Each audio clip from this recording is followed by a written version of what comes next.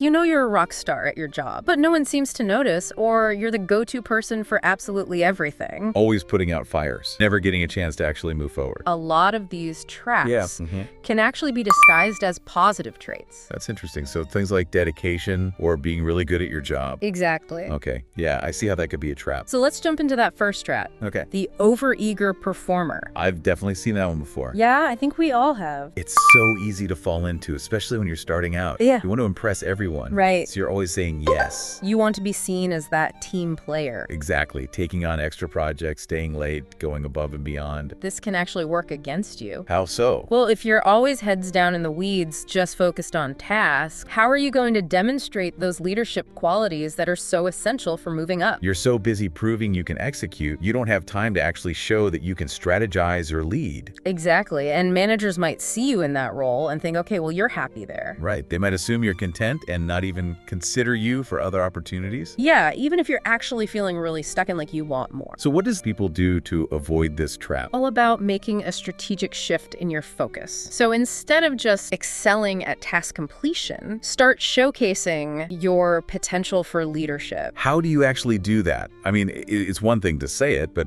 how do you make that shift in practice? Well, the next time you're tempted to volunteer for yet another spreadsheet, maybe instead propose an idea for a process improvement that could streamline that work for the entire team. Oh, I see. So you're still the superstar getting things done. But you're also showing that you can think beyond just checking off those boxes. Exactly. You're thinking strategically about how to make things better for everyone. And that's what good leaders do. That's a great way to put it. And it's all about taking initiative, thinking strategically, and most importantly, making sure those contributions are visible and connected to the company's goals. So don't just do the work, make sure people know the impact of that work. And that brings us to our next trap, the indispensable specialist. Yeah, this is the one where you become so good at something, so essential in your niche, Right. that the company might hesitate to promote you for fear of losing that expertise. Oh, I see. It's like you become too valuable in your current role, and they're afraid to move you because they don't want to lose that specialized knowledge. Exactly. It's like being trapped by your own success. And that could be a tough situation to be in. So how do you break free from that? The key is to expand on your current skill set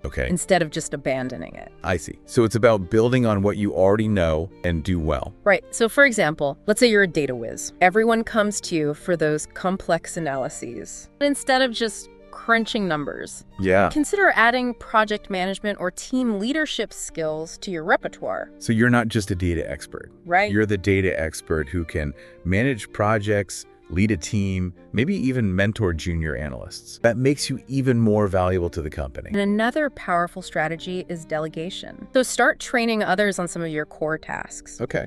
That shows that you're not just thinking about your own role, but about the team's success in the long run. It's like you're creating a legacy, making sure that the work can continue even if you move on to a different role. And it shows that you're invested in the growth of others. Right, which is a key quality of a good leader. And that brings us to the hidden professional. This one sounds intriguing. I'm guessing this is about people who are doing great work, but maybe they're not getting the recognition they deserve. Exactly. They're quietly crushing it, but no one really notices their accomplishments. Oh, I know people like that. They're so talented, but they just don't like to brag or draw attention to themselves. And that's the problem. Because if no one knows about your accomplishments, how can they appreciate your contributions? And how will they know you're ready for more responsibility? It's almost like having a superpower you're afraid to use. You have all this potential, but you're keeping it hidden. But there's a difference between being humble and being invisible. Exactly. Humility is important, but it shouldn't hold you back from getting the recognition you deserve. So how do you strike that balance? Importance of framing your accomplishments in a way that benefits the team. So it's not just about me, me, me. Right. It's about we, and how your contributions helped the team succeed. Exactly. So for example, during team meetings, instead of just saying,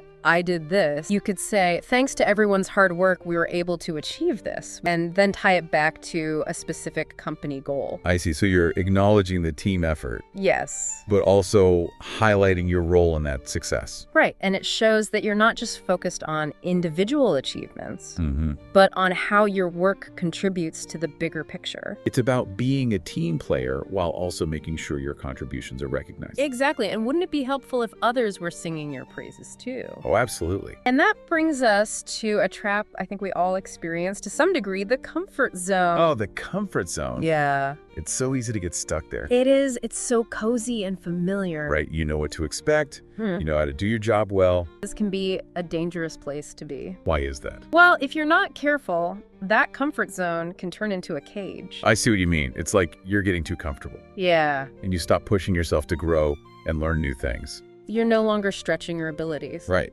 And in today's rapidly changing work environment, that can be a real problem. Yeah, you could be overlooked for promotions or miss out on exciting new opportunities. Because you haven't shown that you're ready for more responsibility. So how do you break free from that allure of the comfort zone? I mean, it's so easy to just stay in that cozy little bubble where everything feels safe and familiar. You have to actively seek out experiences that push you outside of that comfort zone. Practically speaking, what are some things I could do? Well, think about those skills you've always wanted to develop. Maybe volunteer for a project that stretches those skills, or shadow someone in a different department to gain a new perspective. So it could be things outside of work as well. Maybe it's joining that industry association you've been thinking about, or finally taking that online course, or volunteering for a leadership role in your community. So it's not just about avoiding these traps. Right. It's about actively creating the kind of career and life that you want. And that brings us to our final trap, the lack of feedback. Because imagine trying to grow your career without feedback.